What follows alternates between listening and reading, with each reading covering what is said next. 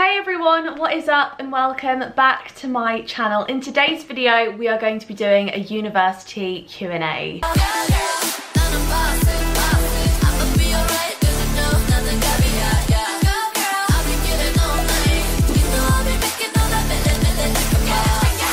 It's definitely around that time where people are starting to get their offers for university and all starting to ask all of the questions to do with uni. So I'm actually going to split this video up into two different parts. The first part is going to be about university generally, so you know, all of the general university questions, and the second part is going to be about the University of Nottingham specifically. So I'm not going to waste any time, I'm going to jump straight into the questions because we have got a lot to go through today. The first question is, were you nervous about your accommodation in first year? I think honestly one of the biggest anxieties about going to university is accommodation, because I guess it's where you're going to live, it's where you're going to be spending most of your time.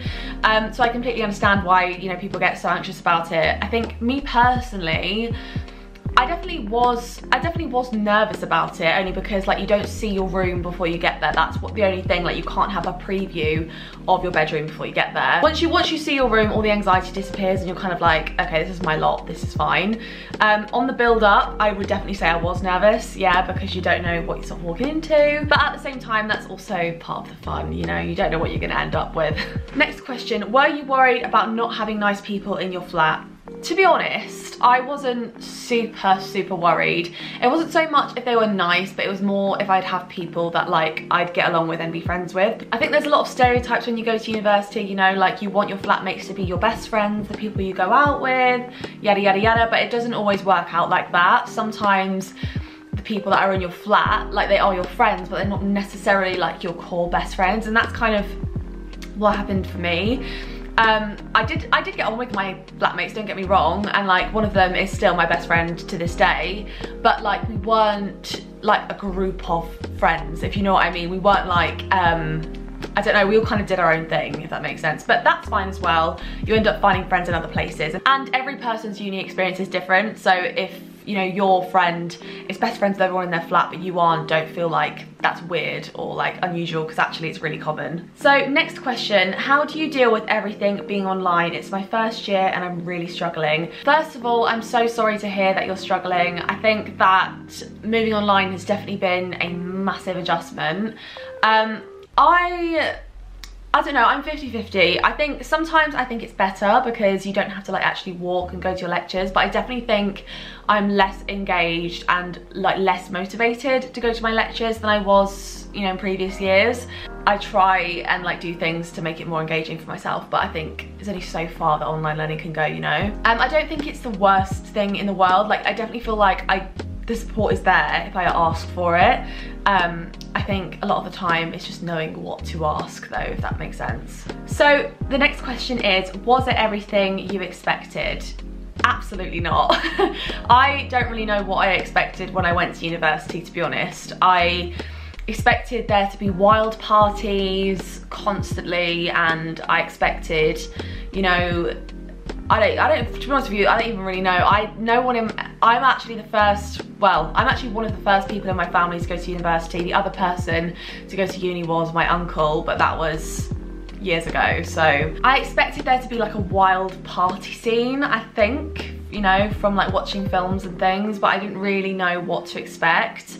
But if to be honest with you, it was a lot better than I expected in the end. When I first got there, I found that I was quite lonely a lot of the time, which was something I definitely didn't expect, because you think that you're going to sort of be surrounded by people constantly, but actually that's not the case. There's actually a lot more time spent on your own than you think there would be. I think when you actually like get past Freshers Week and stuff, it's quite surprising how much time you end up spending on your own, I think generally. But you get used to it. It's like any sort of thing in life, you do get used to spending that time on your own. Just different to what I expected, but in many ways a lot better than everything I expected. Next question, what's been the highest and lowest points of uni? I think that, to be honest with you, I think the highest and lowest points of uni have kind of like coincided. I'd say maybe like the second half of last semester, like second half of autumn semester, but I'm hesitant in saying that only because like nothing was open and we were in lockdown, but like with my house we were having a wonderful time, so I don't know if that counts. And in terms of the lowest point, probably the second semester of first year, I'd say was a very much a low point for me. I'd put on like 3 stone in 6 months, and like mentally I was just really unhappy. I was in a toxic relationship, and it was just really bad in every sense of the word. It was just an awful time, and I don't even think like at the time, and like I don't even think at the time I realised how bad it was, but in hindsight, now I've got perspective, I think it was just one of like the most awful times of my life, actually. Could you please talk about careers from English? Absolutely, I can. I don't know whether to do like an English degree Q&A, so if that's something you guys want to see, then I will absolutely do that.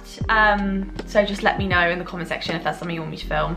But careers from English, there are so many different careers that you can have from English. You can go into digital marketing, marketing generally, journalism, working in the media generally, television, publishing,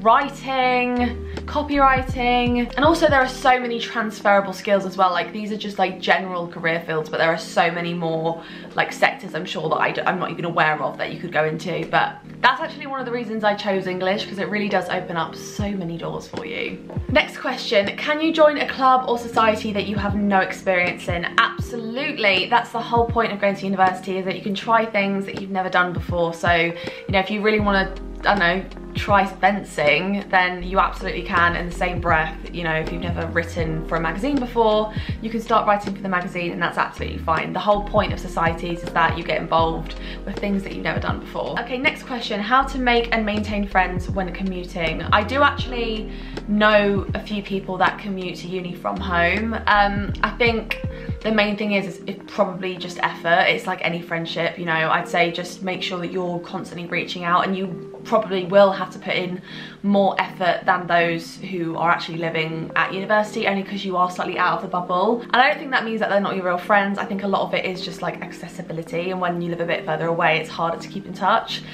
So you have to make sure that you put in that effort to maintain those friendships, I think. Okay, so next question is coping with academic pressure and the workload. Yeah, academic pressure is a funny thing, I think.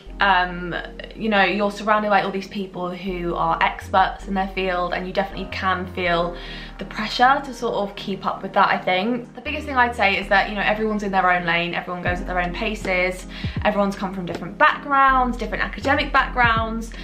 You know, there is pressure for sure, but it's like anything in life. It's like comparing yourself to people on social media, I guess. You know, you can't compare your journey with other people's journey, because you've come from different places, you're different people, you know, you've got different approaches to things. At the end of the day, coping with workload is about organisation and discipline. If you are super organised and you're happy to sort of balance your work, then it's fine. I think that it's just a case of you being disciplined with yourself and being able to do the work when you have to do it. Next question, how did you pick which university to go to? Funnily enough, when I was actually looking at universities, for the longest time I wanted to go to Bristol, and it was only when I visited Nottingham in person that I realised like it was kind of where I wanted to be.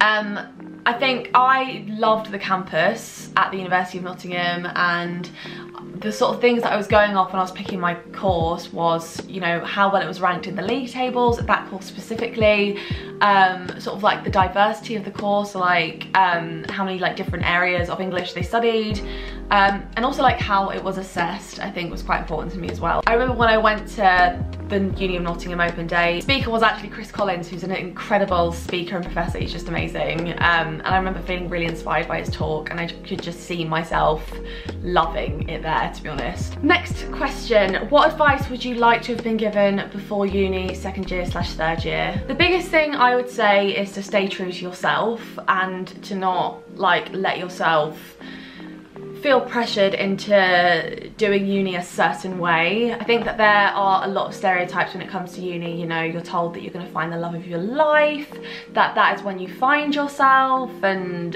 you know, you have to have this big party experience, and you know, I just feel like there are so many stereotypes, and at least there were before I went to university, of how it's going to be. And I think that you just have to remember that everyone's experience is different, and there's not like a way you're supposed to do it, you know. I think especially during these times with the pandemic and stuff, university looks very different to how it did when I started. My third year has been completely unlike my first and second. So, you know, I can imagine that like for first years even going into the next year, like they really have no idea what it's going to look like. And I just want to say that that's completely fine, because every uni experience is completely different anyway. I'd also say to try to minimise putting pressure on yourself. I know that's easier said than done, but there is a lot to say for someone who can, you know, hold themselves accountable and work hard, but also not drill themselves into the ground, trying to like do everything at once, because I feel like there is a lot you can do at uni. There's a lot of extra things, there's always something else that you can be doing, and there's a lot of people to compare yourself to in terms of like academic success and just life success, but everyone has different sort of, everyone's on a different timeline, everyone's in their own lane, you know. It's not a race, it's not even a marathon, it's just, you know, everyone's in different races, you know. I think it's quite hard to remember that when you're surrounded by loads of successful people. Next question, can you survive uni when you don't drink? Okay, I'm gonna give a very honest answer to this question. I know people that haven't drank at all and have had fun university experiences, to my knowledge, and had a great time. But honestly, the majority of university students do drink. It's kind of, it is quite, I would say it's a large part of uni culture. Social events during the week and on the weekend, especially in non-COVID times. There's a lot of drinking revolving around clubs, pubs, you know, even just like house parties and whatnot. And like even now during COVID, like, you know, I know that houses just drink every week anyway, because it's just like a sociable thing to do. But that doesn't mean that you should feel pressured to do it. I think that if you don't want to drink at university, then don't let anybody make you. But do be aware that when you're going to uni that there definitely is a huge culture of that happening. So the next question is, when did you start thinking about / working on your dissertation? If I'm being totally honest, I've only literally just started working on my dissertation. I started thinking about it in July of last year, but I've only just started actually working on it. So not that long really. If you haven't started your dissertation yet and it's due in May like me, then try not to be too stressed. I mean, I'm one to talk because I'm low-key really stressed about my dis at the moment, but yeah, only recently, so.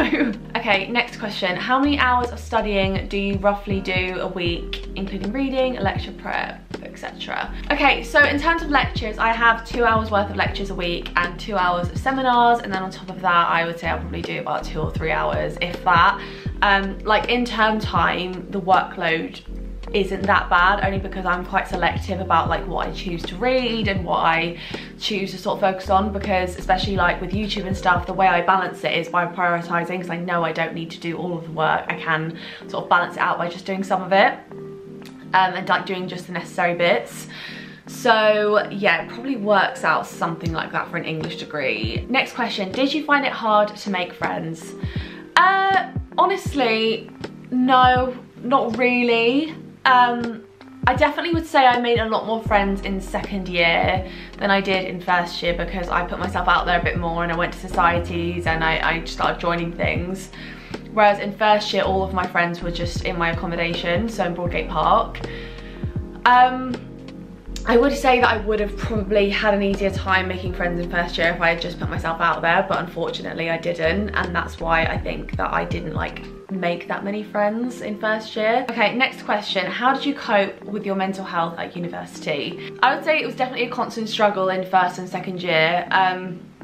For those of you who don't know, in the past I have suffered quite badly with anxiety, particularly in my first year of uni. It was like the worst it's ever been, I think. To be honest with you, the way I coped with it was probably by talking to friends, talking to family, and trying to be as open about it as possible. I am like a firm believer in a problem shared is a problem halved, and I know that's a lot easier said than done, especially if you know, you're somebody who bottles up their emotions and finds it quite hard to talk about it.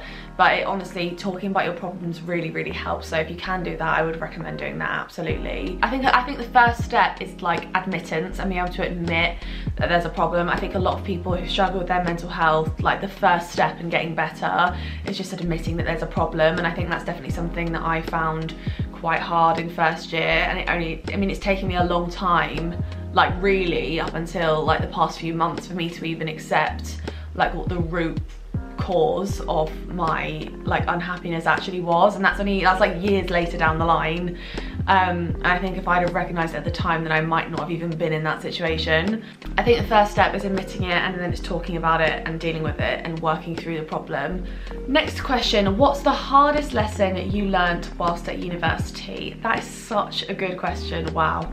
I think the hardest but best thing I learned was that at any time it's okay to cut people out of your life.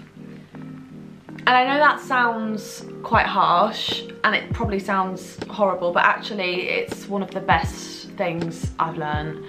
I think sometimes you don't realise the draining effect that someone has on your life until they're out of your life. Since I've cut certain people out of my life, you know, I've become so much happier, and that's not just in terms of relationships, actually, that's in terms of friendships as well. Just know that cutting people out and saying no to people can actually be really beneficial for your mental health and for your just mental well-being, really. In terms of university itself, the biggest thing I've learned, and probably the hardest thing, is that it goes so quickly. I cannot even express to you how quickly those 3 years will go. I'm now like my pretty much last semester at university, which is such a weird thing to even say. Like, I just thought that like this would never come around. I kind of felt like maybe when you're at uni, you just feel like you're going to be here forever. You feel like it's never going to end. But I mean, it's like that feeling of it ending is coming now, and it's sad, and I don't want to leave. And like, as excited as I am about my future, I also like really am gonna miss uni so much. I'm gonna miss my friends, I'm gonna miss this house, I'm gonna miss the lifestyle, and I know that like this is it really. This is never gonna happen again in my life, and that's kind of sad because I've loved being at university so much. Anyway, I'm absolutely rambling. This was the first half of the university Q&A. There will be another half coming very soon where I talk about the University of Nottingham specifically. So if you are interested in, you know, learning more about the Uni of Nottingham, then look out for that. That'll be the next video coming on my channel. Thank you so much for watching this video. If you enjoyed it, don't forget to give it a thumbs up and hit the subscribe button and the notification bell if you would like a notification every time I upload a new video. If you'd like to follow me on Instagram, then my handle is @ella.houghton. Follow me on there for all the most up-to-date information on what is going on in my life, and follow me on TikTok. My handle is @ella.houghton and the last O is a 0. I really hope that you enjoyed this video, and I will see you in the next one. Bye!